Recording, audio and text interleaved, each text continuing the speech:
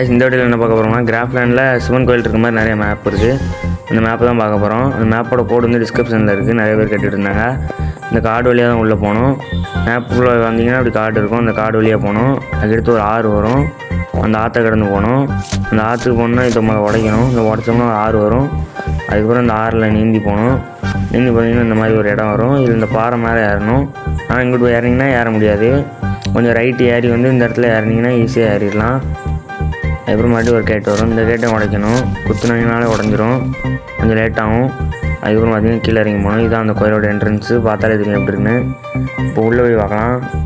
டிஸ்கிரிப்ஷனில் இருக்க கோடை வந்து நீங்கள் கரெக்டாக அடிக்கணும். எல்லாமே கேபிட்டல் லெட்டரில் அடிக்கணும். ஃபஸ்ட்டு ஆஸ் சிம்பிள் போட்டுடணும். அப்போ தான் வரும். ஆஸ் சிம்பிள் போடாமல் அடிச்சிங்கன்னா வராது. இதுதான் பார்த்தீங்கன்னா நம்ம தேடி வந்த சிவனு.